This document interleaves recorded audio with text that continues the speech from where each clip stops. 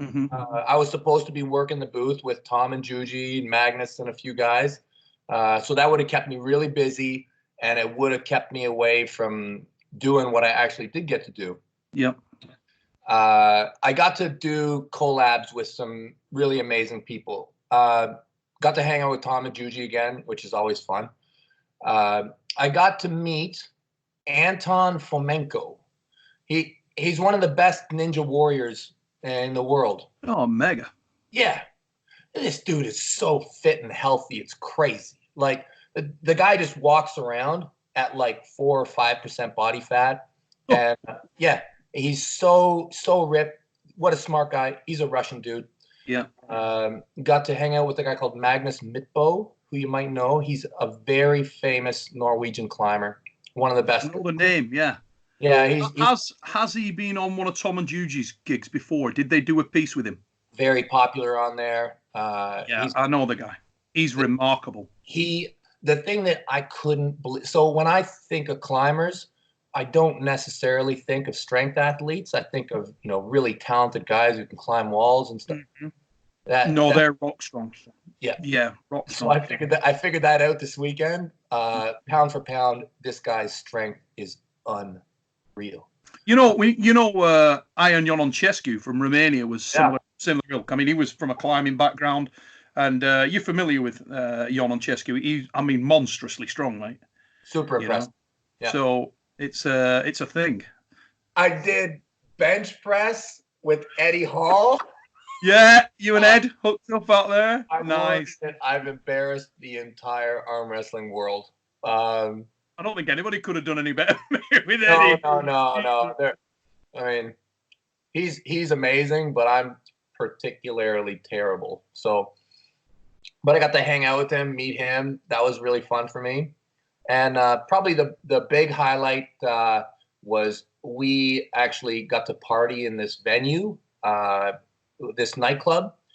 Every night we were in every night that we were in Columbus, and I got to hang out with the young champ Schoolboy and his brother Alex from Arm Wrestling TV. Yeah, I saw some stuff online with that. I mean, people, it's funny, Schoolboy, people always, because of the look of the guy, I know he's got like the notoriety around YouTube, and he's a bit of a YouTube sensation at the moment, and rightly so. But he's a big man. We're talking, what is he, like 6'4", 6'5"? He's a big dude.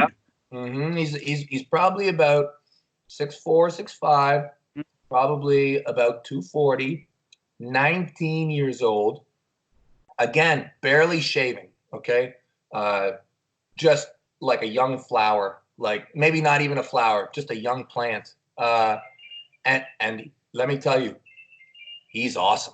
Yeah, for real. I mean, he's got all the levers there. He's got the tools, and it looks like he's sort of grown up, encapsulated within the sport. What better way, mate? This is it's the future of the sport, isn't it? You, if you've been involved in it and you're bred in the sport, you can see by looking at his arms, he's no gym rat. This is a guy that's come up and it's all material, it's all tendon, it's all ligament. So, going to be a beast.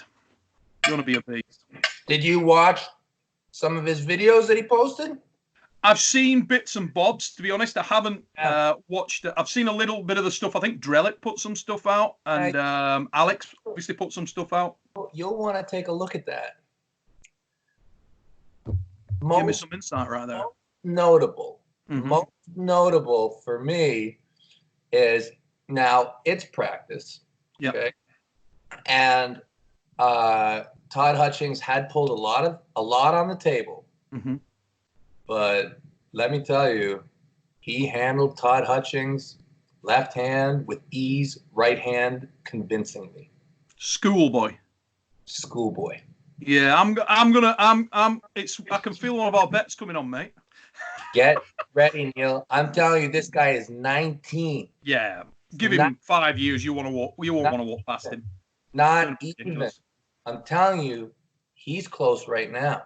Mm-hmm. I'm telling you, at 240 in North America, he's a bad dude. Well, didn't he get a convincing victory over Justin Major while you were out there? That's right. Was that relatively fresh, or were both burned up? Relatively fresh. Okay, Justin's a beast. Yeah, Justin's a beast. Yeah. Now I know, because I train with Justin all the time. Justin got smucked up in his shoulders. So it's not 100% Justin, but even 85% Justin, it's a super duper bad dude. A lot of people don't know Justin yet, but he's incredibly strong, very gifted. He's young also, but he's been arm wrestling since he was a kid. Schoolboy. For real. Very exciting times, mate, innit? I mean, let's be honest. You know, you've got these emerging talents. There are so many. I mean, I get messages week after week after week from so many guys. Everybody looking for a shot in the World Arm Wrestling League, and there's so many deserving people. It's not even funny. You know, if you had my sort of wish there or aspiration there would be we get to a situation where, you know, you can open the floodgates and let so many guys come in and show what they can do. Right now, that isn't the case, but there's no shortage of talent, that's for sure. You know? That's for sure. And talking about young big men, Alex Kadetcha. I mean, is he coming? You got a match for him? Yeah, I'm pretty sure Alex will be involved. He contacted me, showed interest in getting involved. He's pushing against an open door. Obviously, I didn't want to and don't want to step on any toes and on the PAL and so on. PAL do wonderful things. It's funny. While we're on here, to dispel one myth, anybody out there who thinks that, you know, there's some kind of rivalry between Professional Arm Wrestling League and World Arm Wrestling League, that's just not the case. Certainly not that I'm aware of. As far as I'm concerned, Professional Arm Wrestling League do tremendous tournaments featuring some of the very best in the world. What's not to like? They're really professionally run. The equipment's amazing. All good stuff, you know. I think World Arm Wrestling League's a very different promotion, but our aspirations are of a similar vein. So exciting times for the sport, mate. It really is. Yeah, and it's nice that, you know, there's opportunity. Like Alex is coming over to us. Dave's popping over there probably for a season. John's going over there. Crassie's gone over. Yeah, Crassie's gone over. Yeah. So it's nice that there's like a back and forth, and it's good. Now, big news, mate. While you were over there, it's official. Yeah. It's on. I mean, you're first out of the gates with a shot. Yourself and Michael. Now, obviously, just to give a little bit of a exclusive preview, we've got yourself and Mike on the show tomorrow night. We're going to be speaking to you guys head to head and get you both on, get some thoughts and feelings. But ahead of that, while we've got you here, you've got to be excited. I mean, wow. This is a humongous match for me. You know, a lot of people have Michael as the #1 guy on the entire planet. He's certainly the #1 guy in the World Arm Wrestling League. He's the hammer holder. He beat me last time. For me, it's nothing but an opportunity. It's a big opportunity for me. I got a lot of respect for Michael. Kind of hard to get that out. Thought it was a touch of coronavirus, actually. Oh man, Michael is a great adversary. I'm quite convinced that I'm better than I've ever been. I'm quite convinced of that. Okay. So So better than the guy at the Trafford Centre. That was a pretty bad man. Yeah, that was a really bad guy. It's very hard when you start to compare, you know, significant periods of career. You know, you have like the original parts, Devon, which kind of started to fade out around 2012. And then I was kind of like reborn in 2013 and then 17 again, you know, redid my left. But I feel like from 2013 to now, unquestionably, I'm moving weights in the gym that I've never in my entire life moved. Like, I'm talking about pre-surgery. I'm talking like, and now when I go and practice with people, it's strange. I'm worried that the world around me is just getting weak. You know, like when everybody just starts to feel really, really light. Yeah, I'm just not feeling people in practice anymore. I know I'm strong. I know.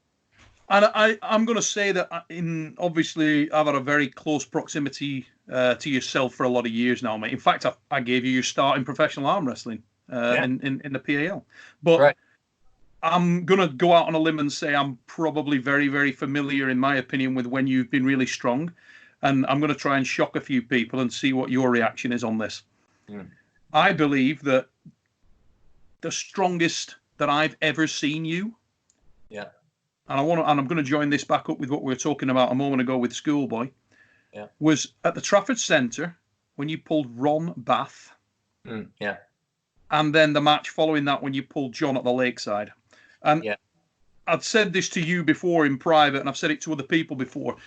What was most shocking or most notable in my mind about that was, just to dispel a few myths, and you know this is true. Prior to that, we'd been looking for that match in the Arm Wars Super Series for a long period of time and wanted to do it at the right time. Yeah. And I said to John, look, you tell me when you are ready. Yeah. You contact me. Devon's good to go. It's on. Yeah. John contacted me and told me, yeah, okay, I'm strong. It's good. Let's do this thing. He came over. You guys arm wrestled. You dominated. Just to put a finer point on that, about a month and a half later, John went over to the Nemiroff World Cup and manhandled Denis Iplenkov. Only about a month and a half later. That's a fact. That happened. Now, referring to what I was going to say, you remember that night in the hotel? Of course I do. Yeah. That was yeah.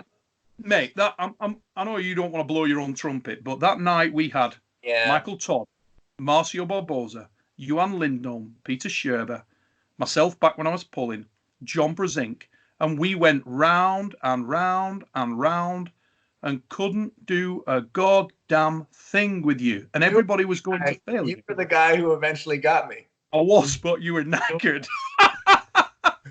Yeah. Okay. You know what? That was a really special time in my life. Good on. Oh, Joe. Hey, come on in. Who is it? Hey, come on in, buddy. I'm just on a call right now, but Jody. Yeah. So that was a special time. I was a good arm wrestler, and basically I got really strong. Yeah. That's strong. Yeah. Everything kind of came together for me really nice. Table strong, and I think the timing was nice for me because I was just at the tail end of a tour. And normally at the tail end of a tour, you're really well fed. You've had a lot of time, away from distractions. So yeah. But I'll tell you, so in this period, I'm different. Now, could I beat myself at that time? Maybe. I've got a King's move now. People can hate it, whatever. Yeah. Doesn't matter what people think about it. It's winning and losing. I have this in my arsenal now, and this can be terrible for a young arm wrestler when they face a King's mover. I've got more drag than I've ever had. I don't have this high angle posting, connection. I don't have that the way I did when I was young, but I have this more open style, and I can come forward. So do you think you're better defensively now and were better in an attacking format then? Is that a fair comment? I think I'm just a completely different wrestler. Just completely different. Like, I think if I didn't look the same and you could just see the way that a person moves, if you looked at me now and you looked at me in 2008, I'm not the same arm wrestler. I used to pull a lot more with my palm facing me in a defensive manner. Yeah. If I'm playing defense now, I'm pronated. And the same way, it's like I've switched. If I was on offense before, I'd probably be more like tucked in a top roll. And now, if I'm on offense, I'll probably come right forward with my shoulder. And it's like things have switched almost. Now, the promo's just gone out. they put the promo out. I was speaking to Dan Taskus the other day, and he said, yeah, what do you think of the promo? I said, I think it's rock strong. I really like it. And one of the things I like about it is the comments in there are very you and very Mike. When the cameras are off, it's like I'm speaking to you when we just have a call in the week or something. It is you. When you're saying, yeah, I believe that I've learned, I believe that I've progressed, and I believe that I understand where I dropped the ball. And you've always had an honesty with yourself in that respect. And that's one common factor, I believe, for yourself and Mike. Obviously, this is the biggest you. We've seen the biggest you in the last couple of outings, particularly against Dave. Do you plan on going back to that sort of leaner, more endurance-based version of yourself for the Mike match? Or just give us a little bit of the insight on the type of areas that you have progressed in or learned in. I think that I've really, in the last year, well, since I've pulled Michael, after I pulled Michael, it was interesting. Right away, I was like, I lost this match because of endurance. So right away, I started to train endurance. And then I think very fortunately, I went to Nemiroff.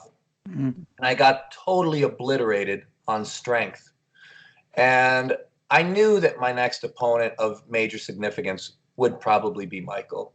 But I decided that strength would be my focus, just because I felt that it was really what arm wrestling was all about. Despite that being on the left arm, you felt there was there was a link. Yep. Strength. I think that strength wins matches. I think that endurance is secondary. I think if you're strong enough, endurance, it's just not a factor. So if I can ever make gains forward, I will push my strength. And endurance is something that I don't want to say it's come natural to me, but it's never been really my weakness. And I've found that even training this way, so for the past year and a half, I'll say that I've just trained strength. I really have. Like, there's been a few days when I've done maintenance workouts where I've upped my reps a bit, but I'll get on a table and I don't gas out. And that's with, people of a lesser strength than me typically. But arm wrestling is strength. And really, I'll be as big and strong as I can be for this match. I don't know what I can get my weight up to. I'm about 260 at the moment. But really, all the magic happens in the last few weeks when you start to rest more anyways. So if I can be 270, or beyond, I think that'll be fantastic. And I've focused a lot on my right. I've really pushed my right.